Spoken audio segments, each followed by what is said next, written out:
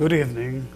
Welcome once again to our Carinine Hour, in which we discuss matters directly related to the well-being and the development of our beloved Bahamaland.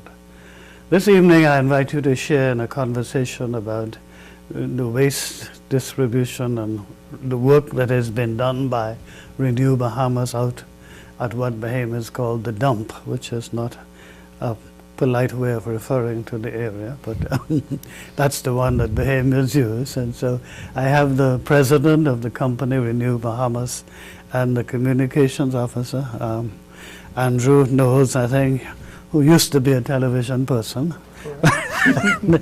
Gerhard, you've been in the Bahamas for some time, huh? Yes, I've been coming and going to the Bahamas for about 6 or 7 years. Yes, but you are the president of Renew Bahamas. So before we look at that, what led you to come to the Bahamas? I think there's two components to that. I've been involved in various industries in various parts of the world, and when I lived elsewhere in the Caribbean, it was very apparent that waste was a very substantial issue in what's commonly referred to as islands and isolated communities. And then I was involved with the British colonial project here in Nassau. And as we were working through disposing of that company, I started looking at waste in the Bahamas and what can be done to effectively formulate an industry that is more commercially driven as opposed to government driven. And as a result of that, we started talking to the government about what solutions would be possible to turn waste. A lot of people see waste and the waste industry as a necessary evil, and it doesn't necessarily have to be. I think if you take a problem situation and turn it into an opportunity, it would be of great benefit to everybody. And that's what we attempted to do. Well, it's a great philosophy to have, but in addition to the philosophy, the means to do it, how did you find the negotiations with the government as you tried to work through? It was long. I think once again, because there were so many issues that could be dealt with. I mean, the government has got various elements to waste disposal. You've got the collections arm, you've got the receiving arm, you've got the disposal arm. And for each of those components, there are various possible solutions. Everything from collection vehicles all the way through to the back end of potential waste to energy in future. So what we tried to do was to be as receptive to ideas in terms of what the government wanted to do in terms of solving problems. And we effectively asked them what would they like. So what would you like to achieve with the waste industry? Now obviously what one wants to achieve in an industry is to reduce your cost base to zero from a government's point of view. You wish to create a revenue stream, and you want to get rid of potential problematic situations, which is the existing landfill. So the solution that we came up with is a solution that ticks those boxes. We feel that the contract that we have with the government does place the onus very strongly on us in terms of financial spending and commitment. We take the financial and operational risk. However, on the other side, we still feel that the commercial solution for us is appropriate. Yes, and in addition to the commercial benefit, you are giving an environmental benefit, and by that also a social benefit. Absolutely. I think the social benefit is one that people quite often underestimate, because bear in mind that the recycling industry in the country has never been organized on a national basis. There are some entities doing that, but for recycling you need volume, and in order to make this work as a commercially viable entity you need volume.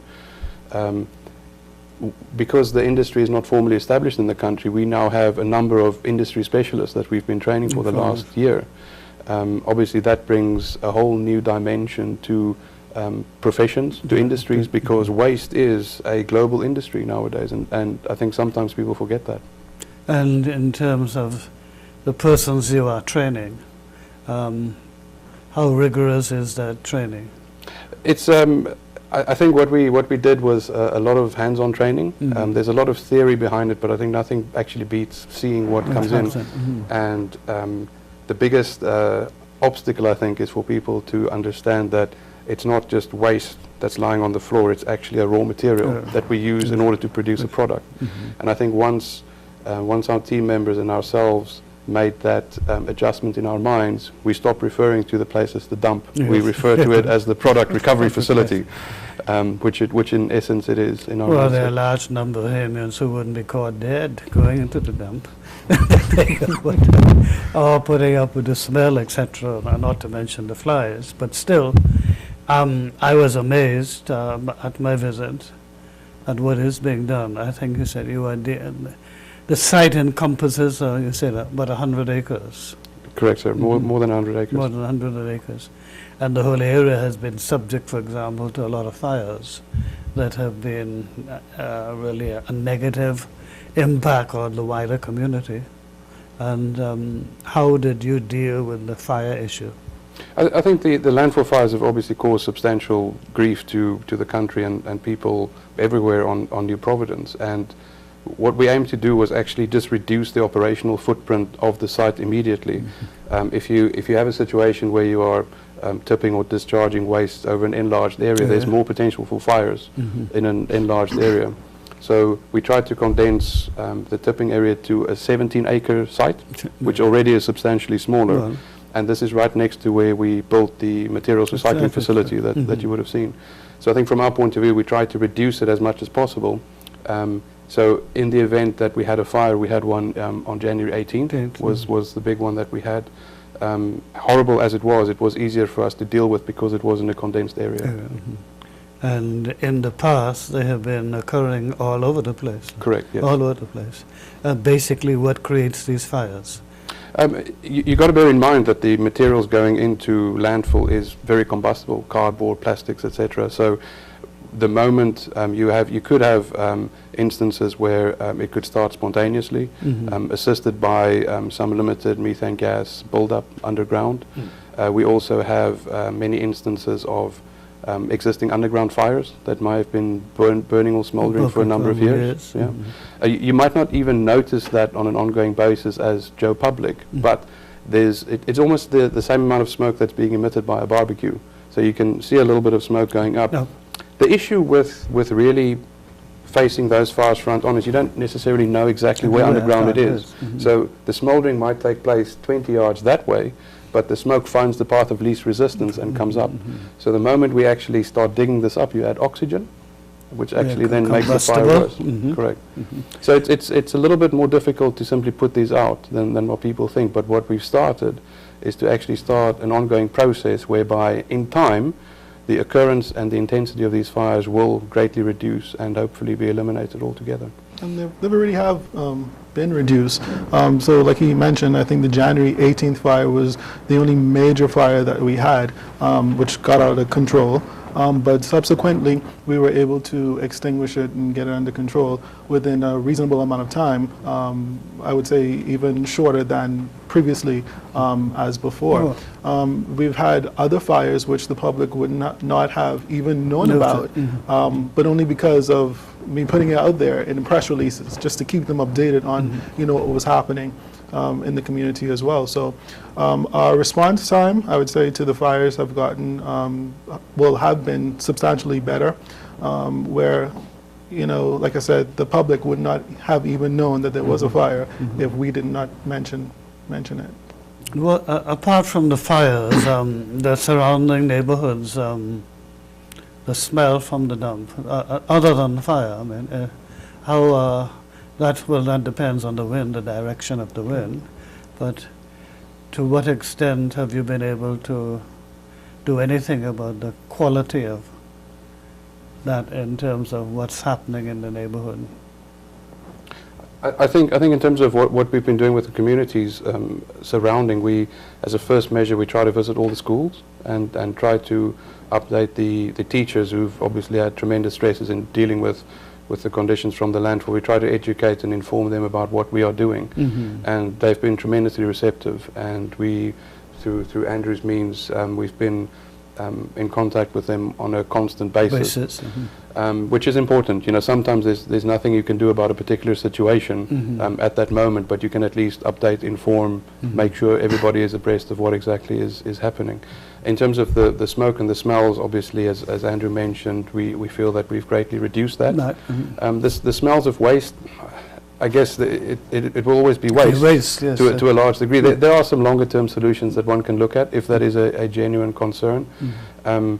We probably don't notice it at that much because we go there every day, and hopefully our noses haven't been numbed completely. But there are some solutions that one could look at potentially for smells. Could you help us in terms of describing for the viewers what constitutes a landfill? And so we're talking about the dump, but I mean, it's more than just a dump. I mean, it's you collect various forms of waste. Absolutely. I think historically, when you look at dumps as it literally isn't a virgin soil where people would bring waste and put it on the ground. Now, what is classically referred to as a landfill is a controlled environment where you actually put a protective layer or lining on virgin soil made up of clays and various mixtures.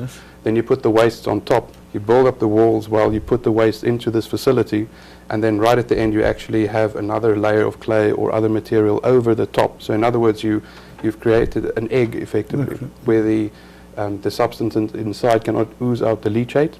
You have surface water issues, but that is much better to deal with than leachate issues coming from the inside. So that is what would be generally referred to as a landfill. And the New Providence landfill is unfortunately not a landfill, it's a dump. Where people have been dumping indiscriminately on virgin soil.